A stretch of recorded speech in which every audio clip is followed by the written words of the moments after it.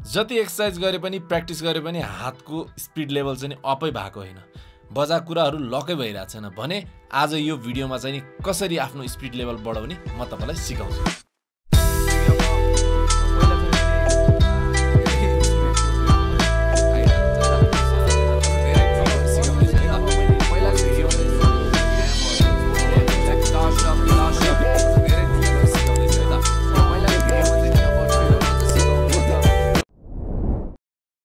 Hello नमस्ते, म हरि कुमार। आज चाहिँ हामी यो भिडियोमा आफ्नो प्लेइङको स्पिड लेभल अप गर्ने, जुन तपाईले बजाइरहनु भा लक लक लक भएको छैन त्यसलाई लक गरेर चट्ट दामी बजाउने कसरी भन्ने कुरा म यो भिडियोमा सिकाउँछु है त। अब मेन कुरा भनेको चाहिँ नि अब धेरैजनाले बजाइरहनु भा हुन्छ, सोलोहरू वा कुनै पनि तपाईको म्युजिकको पार्टहरू मिलिरहेको जस्तो लाग्छ क्या, तर हातमा चाहिँ नि सिङ्क नभइरहेको जस्तो फिल हुन्छ। अनि बजाउँदाखेरि बज्न त बजिरहेको तर त्यसमा घारघुर घारघुर टाइपको भइरहेको, 1 मा आइरहेको तर बिचको कुराहरू चाहिँ नमिले। जस्तै कि 1 and 2 and 3 and 4 and हुँदाखेरि 1 टाइमिङको हाम्रो 1 मा चाहिँ आइरहेछ, टाइमिङमा त म छु तर त्यसपछिको and 2 3 and 4 and त्यो चाहिँ बिग्रिरहेछ, फेरि 1 मा आइरहेछ भने चाहिँ बिचमा के गडबड भइरहेछ है।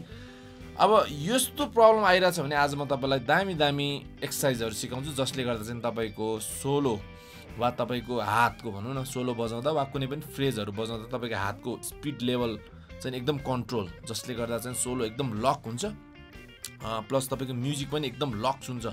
ब्याक इन ट्र्याकहरूसँग जेसँग पनि तपाईले प्र्याक्टिस गरिरहनु भएको छ, म्युजिक बनाइरहनु भएको छ है त। ल अब सबैभन्दा एकदम यो चाहिँ कस्तो हुन्छ भन्दाखेरि यो चाहिँ मैले पनि फर्स्टमा झेलेकै हो, जो म्युजिसियनले पनि झेल्छ। एउटा लेभलसँग स्पिड बढ्छ, त्यसपछि स्पिड बढाउँदाखेरि के नमिलाछ त्यस्तो टाइपको भइरहेको हुन्छ है। अब त्यसलाई चाहिँ हामीले कसरी गर्न सक्छौँ भन्दा म 2-3टा एक्सर्साइज भन्छु। फर्स्टमा चाहिँ हामी सिङ्गल स्ट्रिङ एक्सर्साइज गर्छौँ है त। सिङ्गल स्ट्रिङ एक्सर्साइज गर्दाखेरि चाहिँ एकदम इजी छ।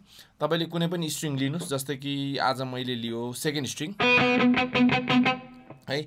अब अलिकति मैले ड्राइभ राखेको छु है, अनि त्यसमा चाहिँ नि तपाईले एकदम इजी गर्न सक्नुहुन्छ। जस्तै कि मैले सिङ्गल स्ट्रिङ एक्सर्साइज कसरी गर्छु भन्दा स्पिड लेभल अप गर्नलाई एउटा क्रोमेटिक बजाउँ, जस्तै कि 4वटा नोट बजाउँ न। जस्तै कि म 5 फ्रेटमा है सेकेन्ड स्ट्रिङको है त, तपाईले जुन पनि लिन सक्नुहुन्छ। 5 6 7 8 बजाउँछु म है। अब यत्तिकै बजायो भने हाम्रो प्र्याक्टिस कस्तो हुन्छ,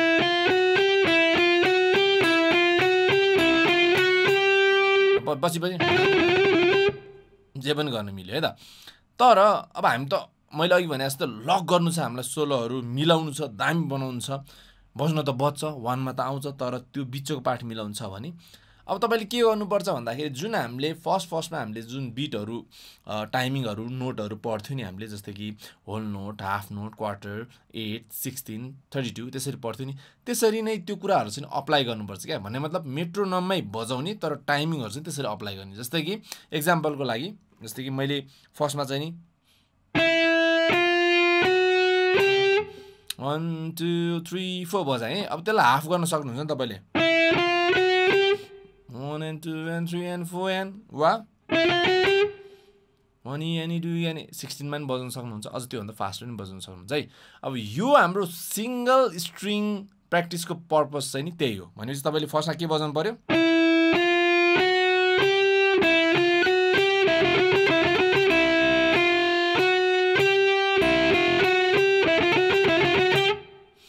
भन्नु खोजेको सेम कुरा मैले 1 मा 8 मा हैन भन्नु चाहिँ 4 8 16 गर्दै बजाइरहेको छु है त। अब हामीले यही कुरालाई चाहिँ नि अलिकति मेट्रोनम राखेर प्र्याक्टिस गर्यो भने मैले लगभग 110 को मेट्रोनम राखेको छु है त। तपाईलाई फास्ट भयो भने यसलाई स्लो गर्न सक्नुहुन्छ है। अब फर्स्टमा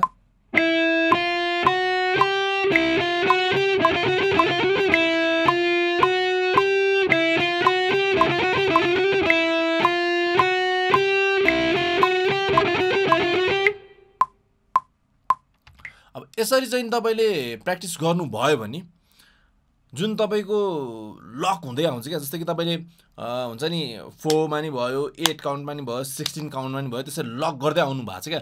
तपाईले फर्स्टमा चाहिँ नि 1 लक गर्नुभयो हुन्छ नि,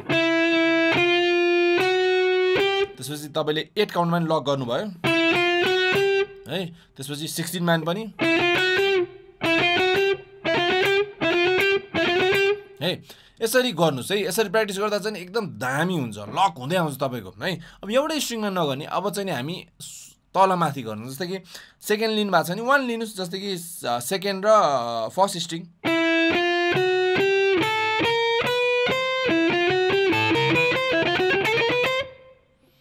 है। 1 2 3 4 5 6 7 8 8 नोट ठ्याक्कै लियो भने अझ सजिलो हुन्छ। 4 लिनुहोस्, 8 लिनुहोस् है। ट्रिप्लेटहरू चाहिँ नगर्नु अहिले, किन फर्स्टमा चाहिँ नि 4 काउन्टको लिनु, तपाईँको हात पनि फास्ट हुन्छ है। भनेपछि के गर्नु पऱ्यो तपाईँले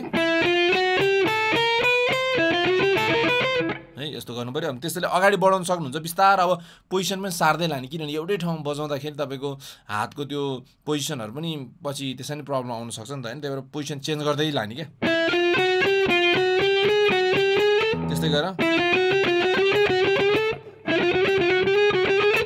यसरी चाहिँ तपाईँले पोजिसनहरू चेन्ज गर्दै लाने। यसले गर्दा के हुन्छ भन्दाखेरि तपाईँको यता र यताको 1 1 हैन, 1 एन 1 एन 1 एन है, त्यो सबै क्या 8 दुईटाको सिङ्क हुन थाल्छ है। प्लस तपाईँको स्पिड पनि बढे जस्तो लाग्छ, तपाईँ आफैले नै फिल गर्न सक्नुहुन्छ त्यो बिस्तार प्र्याक्टिस गर्दाखेरि है। अनि फर्स्टमा चाहिँ नि 100, अब अझ हुन्छ 90 80 को स्पिडहरूमा हुन्छ मेट्रोनममा प्र्याक्टिस गर्नुहोस्, बिस्तार बढाउँदै बढाउँदै तपाईँले लान सक्नुहुन्छ है त। यो चाहिँ नि मेरो फर्स्ट टिप भयो तपाईँलाई स्पिड तपाईँको अप गर्नको लागि है त। अब सेकेन्डमा चाहिँ हाम्रो कस्तो हुन्छ भन्दाखेरि अब सधैँ हामी हुन्छ नि एउटै स्ट्रिङमा बजाइरहने त्यस्तो हुँदैन, स्किप गर्छौँ धेरै जस्तो स्ट्रिङहरू तलमाथि भइरहन्छ है। अब त्यसको लागि चाहिँ नि अघिकै प्याटर्न अघिकै हो, 4 मा 8 मा 16 मै गर्नु पर्यो, तर हामी अलिकति एउटा स्केलमा गरौँ न। जस्तै कि पेन्टाटोनिक स्केल लिउँ, पेन्टाटोनिक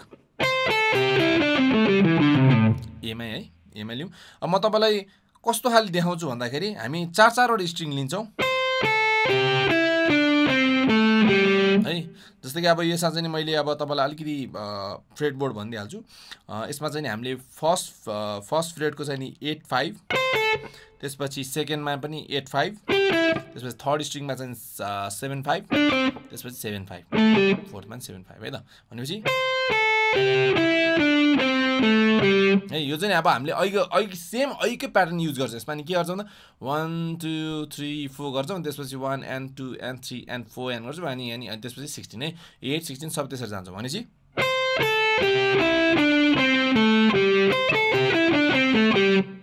बुझ्नु भयो नि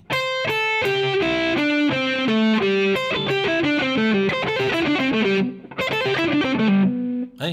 अब हामी अलिकति टाइमिङमा हेरौँ है। म टाइमिङ यसमा अहिलेकै टाइमिङ राख्छु, मैले सक्छु सक्दिनँ 110 मा है त। मैले पनि प्र्याक्टिस नगरेर धेरै भयो, त्यही पनि ट्राई गरौँ। 3 4 1 2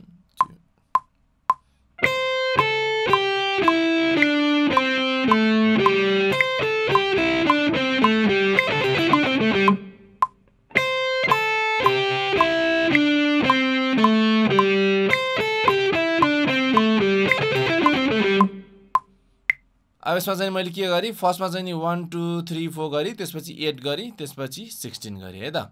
यसरी चाहिँ तपाईँले प्र्याक्टिस गर्नुभयो नि तपाईँको चाहिँ दामी हुन्छ है। भन्नु मतलब तपाईँको स्पिडहरू पनि एकदम लक हुन थाल्छ, अनि तपाईँले स्पिड बजाएको जस्तो पनि तपाईँलाई लाग्छ होइन, त्यस्तो हुन्छ है त। अब अलिकति हामीले यो त कस्तो भयो भन्दाखेरि यो चाहिँ नि हाम्रो पिकिङ श्रेडिङ जस्तो टाइपको मात्र भयो नि त, पिक मात्र भयो नि त। अलिकति म तपाईँलाई लेगाटोमा, अनि लेगाटो प्लस तपाईँको अलिकति स्विपहरूमा पनि यो कुराहरू चाहिँ म तपाईँलाई सिकाउँछु है त, कसरी चाहिँ इम्प्रुभ गर्ने स्पिड लेभल है त। ल अब हामी अब अलिकति लेगाटोमा चाहिँ के गर्नु सक्नुहुन्छ तपाईँले भन्दाखेरि, लेगाटो भन्ने बित्तिकै तपाईँले है। अब यसमा पनि पहिला के गर्ने भन्दाखेरि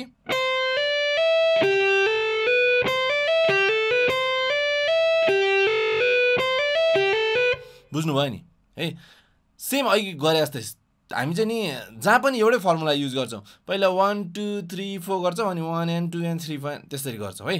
भनेपछि तपाईँले पहिला चाहिँ नि आधी टाइमिङहरू चाहिँ डबल गर्दै जानु पऱ्यो है। जस्तै कि अब हामी यहाँनिर एउटा मेट्रोनोममा गर्छौँ,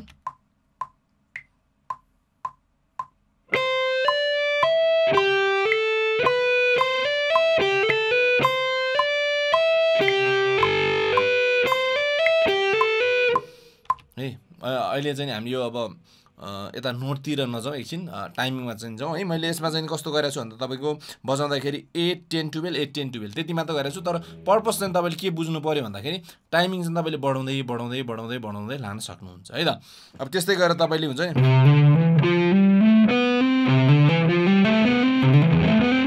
यसरी बढाउन सक्नुहुन्छ यो पनि लेगाटोमा है त अब अहिले हामीले गरे जस्तो तपाईँले अरू ठाउँमा पनि गर्न सक्नुहुन्छ अलिकति एक्जाम्पल दिइहाल्छु जस्तै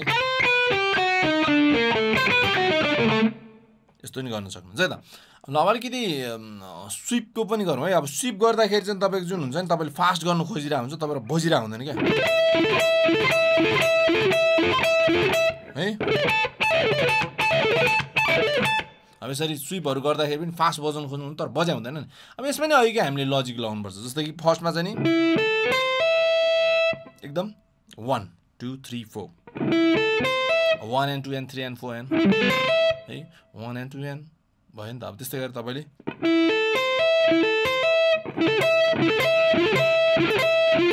है त्यसरी नि तपाईँले डबल डबल गर्ने है लजिक चाहिँ नि हाम्रो त्यही हो अहिलेको एउटा टाइम त्यसको डबल टाइम फेरि त्यसको डबल गर्दै लाने अनि जहाँनिर बज्दैन फेरि त्यो रिपिट गर्ने है त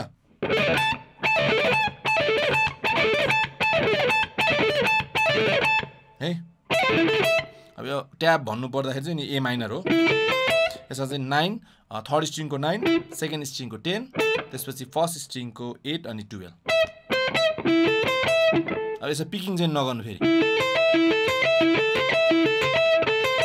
पिकिङ गर्दा चाहिँ फेरि सेयर टाइपको हुन्छ यो चाहिँ मैले स्विप गरिरहेको छु